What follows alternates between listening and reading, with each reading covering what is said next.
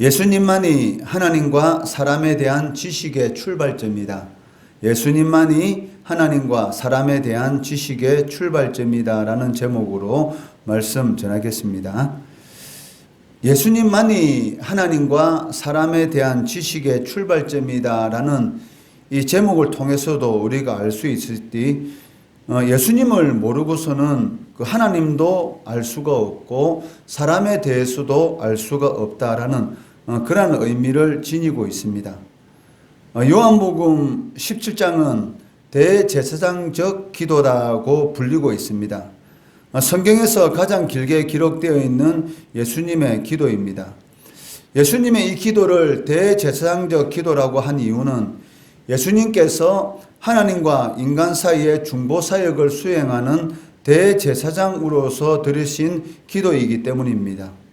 즉, 예수님은 하나님과 인간 사이에 서서 하나님께는 인간의 죄 대신에 자신의 몸을 드리셨고, 인간에게는 죄인된 그들을 대신해서 자신의 몸을 찢어 죽이심으로 하나님의 사랑을 증거하시고 구원의 중보자가 되었다라는 그러한 의미로서 요한복음 17장을 대제사장적 기도다라고 말을 하고 있습니다.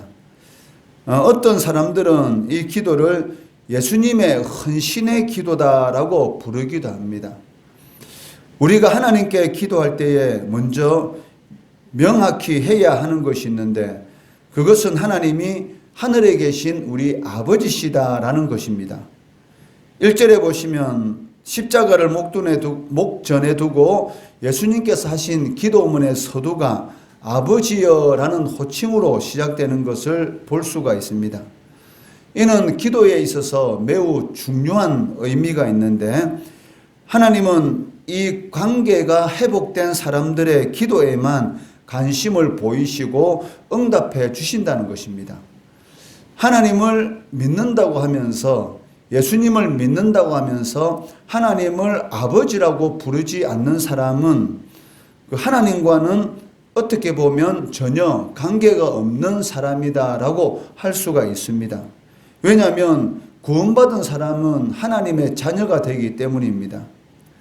하나님께서 아버지가 되시지 않는 사람들의 기도는 하나님께 상달될 수도 없을 뿐만이 아니라 하나님의 응답도 받지 못한다는 것을 아버지여라는 이 호칭을 통해서도 우리가 알 수가 있고, 또 주님께서 가르쳐 주신 기도를 통해서도 너희는 이렇게 기도하라 라고 하시면서 시작하는 기도의 서두가 무엇입니까? 하늘에 계신 우리 아버지여라고 시작되는 것을 볼 수 있는 것처럼, 하나님을 아버지로서 이렇게 받아들이는 사람들만이, 즉 하나님과 아버지의 관계가 유지되는 사람들만이 하나님께 기도할 수가 있고 하나님의 응답을 받을 수가 있다는 것입니다. 예수님은 성부께서 예수님을 통해 택한 자들에게 영생을 주시기 위해 만민을 다스릴 권세를 주셨다라고 고백하고 계십니다.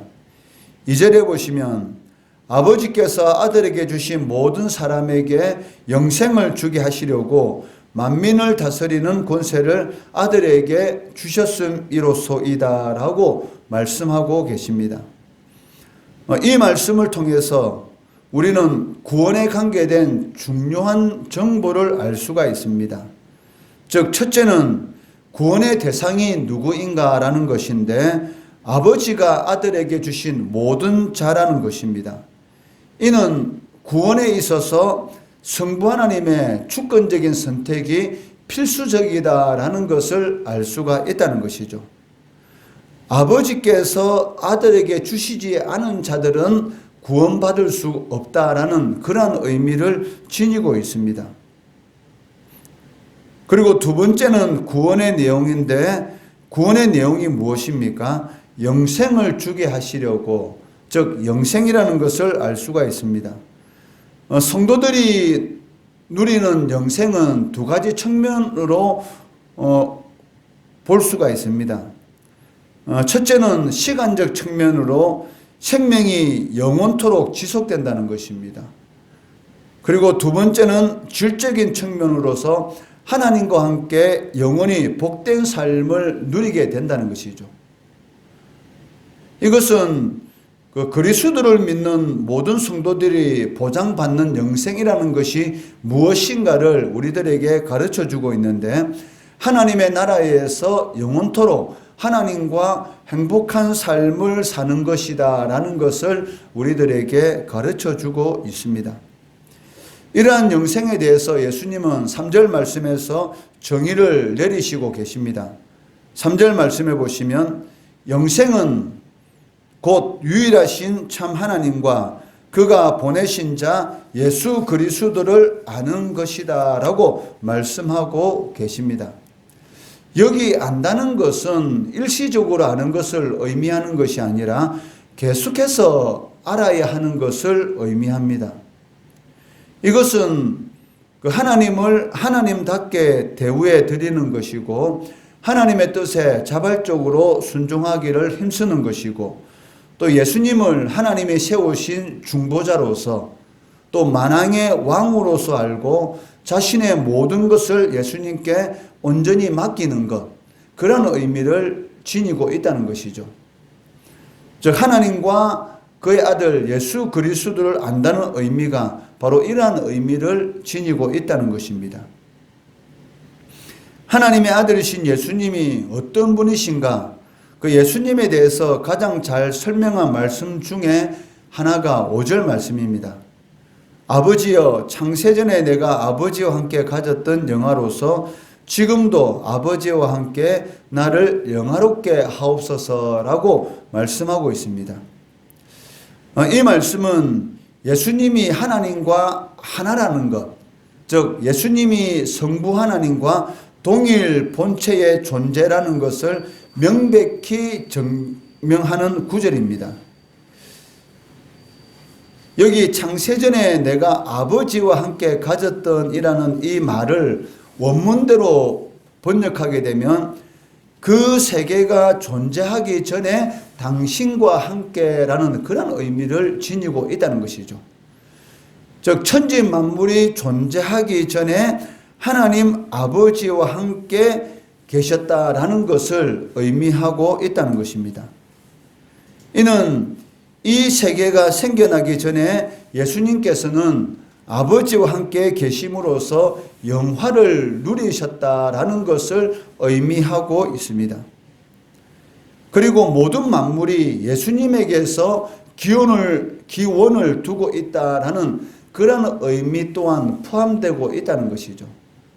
즉 천지 만물이 창조되는 사역은 성부, 성자, 성령의 그 합동 사역입니다.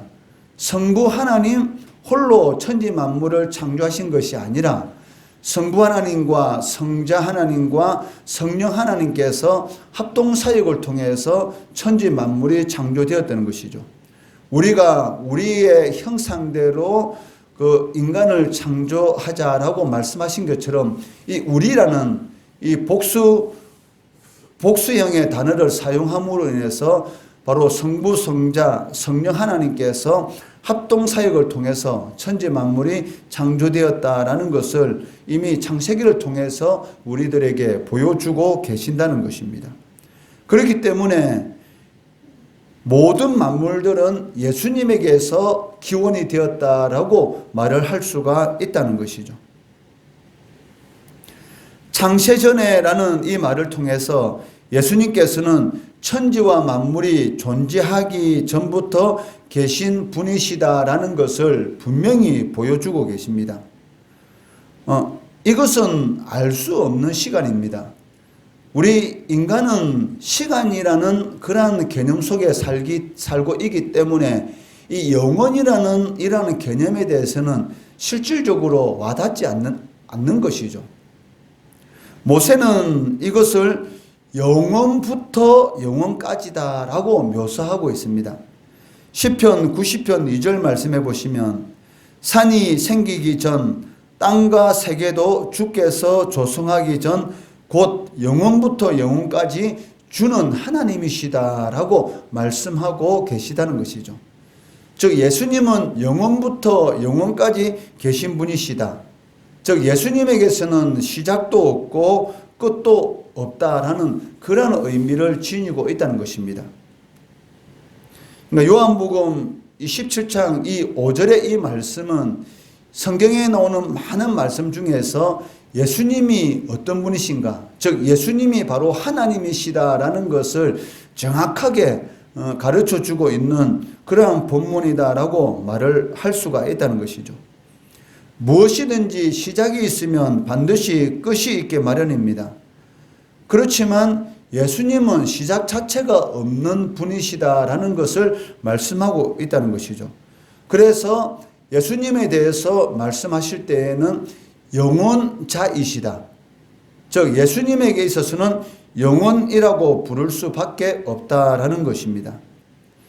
예수님께서 유대인들에게 어떤 말을 하게 되었는데 그 말 때문에 유대인들이 예수님을 이 돌을 들어서 쳐서 죽이려고 했습니다. 그 말씀이 무엇입니까? 바로 너희의 조상 아브라함이 나기 전부터 내가 있었느니라 라고 말씀하셨던 것이죠. 예수님의 나이가 30대인데 이 30살 정도밖에 먹지 않은 예수님께서 그 아브라함이 태어나기 전부터 있었다라는 이 말을 할 때에 이 영원이라는 그런 시간적인 개념을 가지고 있지 않다면 이것을 이해할 수가 없다는 것이죠. 즉 예수님은 그 시간을 초월해서 존재하시는 하나님이신데 이것을 우리가 믿음으로 받아들이지 않는다면 바로 이 유대인과 같이 예수님을 돌로 치려는 그러한 이런 그 생각을 지닐 수도 있다는 것입니다.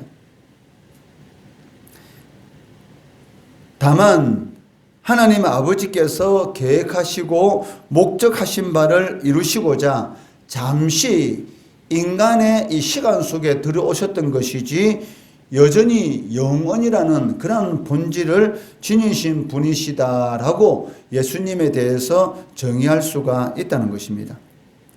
오늘 그 말씀의 제목대로 예수님만이 하나님과 사람에 대한 지식의 출발점입니다.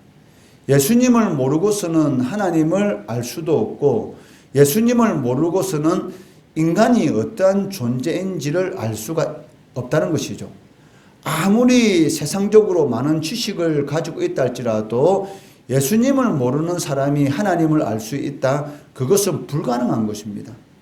어떤 사람이 이 기독교를 비방하기 위해서 기독교가 어떤 종교인지 내가 자세히 알아야 되겠다라는 그러한 결심을 하고 성경을 열심히 파고들기 시작했습니다. 그리고 성경을 연구하기 시작했습니다. 그런데 성경을 연구하면 연구할수록 자신의 마음에 어떤 변화가 생기기 시작하는데 결국 그 변화가 무엇입니까? 예수님이 참 하나님이시고 참 사람이시다. 천지 만물이 창조되기 이전부터 예수님이 하나님과 함께 계셨고 그분이 잠시 인간의 시간식에 들어오셔서 우리들의 모든 죄 허물을 대신해서 십자가에 못 박혀 죽으시고 그리고 하나님의 뜻을 성취하시고 다시 이 하나님의 보좌 우편에 계셔서 하늘과 땅의 모든 권세로서 다스리고 계신 분이시다라는 그러한 고백을 할 수밖에 없었다는 것이죠. 그 이유가 무엇이겠습니까?